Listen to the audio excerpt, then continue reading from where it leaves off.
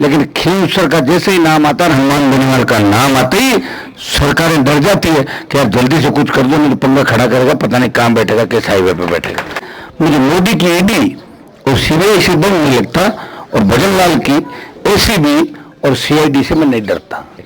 7 घंटे धरना चला, सरकार को झुकाया, पैसे दिलाए, और मुझे एक बात का धन्यवाद दो कि धौलपुर से नागौर और डूंगरपुर से गंगानगर किसान के बेटों को एक जाजम पर लाके बैठा दिया। हो सकता है कि मेरी सीटें कम आई होगी, लेकिन जितना हुजूम, जितना जुनून और जितना समर्थन हनुमान बेनीवाल को इस देश प्रदेश के अंदर मिला, उतना किसी नेता को मान और सम्मान नहीं मिला।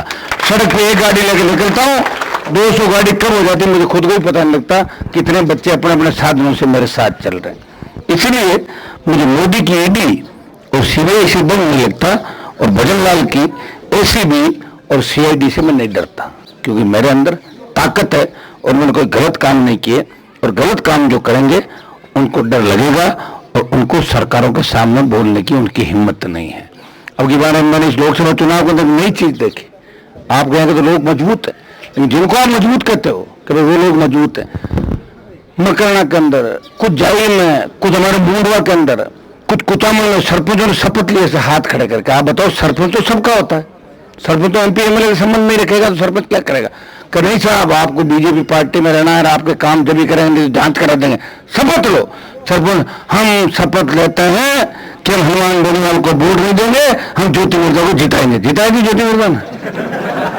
चौथी बार छोटी बार 4 बार लगातार, तीसरी बार तो इनके खाते में गई यार, अरविंदर जी को जिताया ना, गिरधर जी भेड़ा और अरविंदर जी कर दियो काम है कान जी। तो रोजी ने कहता तो हराया रे पाचा जीतो, बस जिताया जे पाचा। तो मेरी बात सुनो, सरपंच जो होता है वो तो ताकतवर होता है, और सरपंच सबका होता है। सरपंच के लिए हमारे घर पे सरपंचों के दरवाजे हम ये थोड़ी पूछते हैं, सरपंच साहब आप मेरे साथ चुनाव में थे, कागज दो और काम ले जाओ। भाई हमारे पास जितनी हमारी ताकत, हमारे तो 5 करोड़ का एमपी का कोटा है। इस प्रदेश के अंदर पहली बार डीएमएफटी की मीटिंग करा के माइनिंग का 100 करोड़ रुपया सरपंचों को मिला, 100 करोड़। और उसी की तो शिकायत की थी ज्योति मुर्जा ने कि हनुमान बेनीवाल की चली, मेरी नहीं चली, इसलिए पार्टी छोड़ी, बीजेपी में भाग गई। अब कहां भागोगे? नहीं चलेगी तो अभी भी भाग भाग कांग्रेस में, पाचा बीजेपी। तो ये काम करो क्या जीवन भर? गिरधर जी तो सेना के अंदर है, तो जानते हैं सारी। और मैं जो बात कह रहा हूँ गलत बात नहीं, सही बात है, और मैं किसी के मन को ठेस नहीं लगाना चाहता। क्योंकि ज्योति को जब 2009 में लाए थे तो मैं था, रूपाराम जी डूडी थे, और इन्होंने भी हमसे बात करी कि भाई एक बार नाथुराम जी की पोती को मौका मिले। और मैं बीजेपी से खुश नहीं था, और कांग्रेस जीत गई नागौर के अंदर। और उन्होंने जीत के बाद जिस तरह परेशान किया, आप दिल पर हाथ रख के बता दें, इस वीडियो का पंचायत के अंदर मुझे वोट नहीं दिया उस किसी व्यक्ति को मैंने परेशान किया क्या? बताओ मुझे, तुमने मुझे वोट नहीं दिया, परेशान करो, बताओ मुझे एक आदमी बता दो। मैं ये सोचता हूं कि अब की बार नहीं दिया तो अगली बार दे देगा, मतलब रोज ही लड़ना है। कई तो एक जाता रबान का करना मैं पाचा मनोरमा का पाचा अब की बार है जो कि 2 बार दे दिया, एक कौन दिया, फिर दे दे, फिर चलता रही, मैं नहीं तुम्हारा कहना दे दे। तो ये सोच के साथ अपन चलेंगे ना, तब विकास होगा। कई बार समीकरण बन जाते हैं, कई बार वोट नहीं मिलता, तो वोट नहीं मिलने का मतलब ये नहीं कि मैं काम नहीं कराऊंगा, मेरी ड्यूटी है ये। अगर जोधपुर का कोई व्यक्ति खींवसर के अंदर आएगा, इस प्रदेश का कोई व्यक्ति नागौर की धरती पर आएगा, वो देखेगा यहाँ के रेलवे स्टेशन कैसे हैं, ये हाईवे कैसे हैं, पढ़ने के इंस्टीट्यूट कैसे हैं, रोजगार कैसी स्थिति है, वो कहेगा बाहर जाके कि वहां का संसद बहुत मजबूत है। दिल्ली के पैसे लाके और रेलवे की लाइनें लाके जाल बिछा दिया दिल्ली के और स्टेट के पैसों का, तो मेरा मान सम्मान बढ़ेगा ना। तो मेरे लिए कर रहा हूं काम, मेरा सम्मान बढ़े, इलाके का विकास हो। कुचेरा में आपने देखा होगा 2014 के अंदर ये सारे कांग्रेस में थे, मिर्जा और मैं भी बीजेपी के खिलाफ था, 14 का निर्दलीय जीता। तो गांव में धरना चल रहा था बड़ा, गांव के बीच से जो रास्ता जाता था वहां 4-4 फीट पानी रहता था, कीचड़ रहता था, और 6-6 महीने तक परमानेंट रहता था। उसके लिए 10 करोड़ 8 करोड़ रुपए की आवश्यकता थी कि वो पैसा अगर आए तो वो 1.5, 2, 3 किलोमीटर रोड बनकर सीसी नाले बनकर तैयार हो जाए। पैसा कौन दे? सरकार बीजेपी की। गांव के लोगों ने हाईवे जाम किया, मुझे बुलाया, मैं चला गया। तो मुझे डीजी ने टेलीफोन किया, हनुमान जी आपको मुकदमा दर्ज होगा। मैंने कहा मुकदमा मेरे कई दिन से दर्ज ही नहीं हुआ, अभी 2-3 हो जाए तो ठीक है, पुराने बाकी इधर उधर हो गए।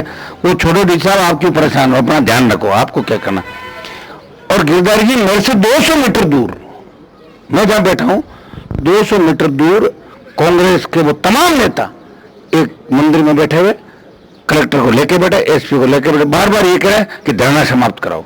अरे राज तो बीजेपी का था, धरना तो मैं भाजपा के खिलाफ दे रहा था, कांग्रेस के खिलाफ थोड़ी दे रहा था। लेकिन उनके मन में ये थी कि हमारे गांव में पंचायती करने बाहर से कैसे आ गए, हम मालिक है इस गांव के, हम मालिक हैं, हम गांव का विकास नहीं होने देंगे, हम काम नहीं होने देंगे, इसी कीचड़ के अंदर लोगों को लेके चलेंगे।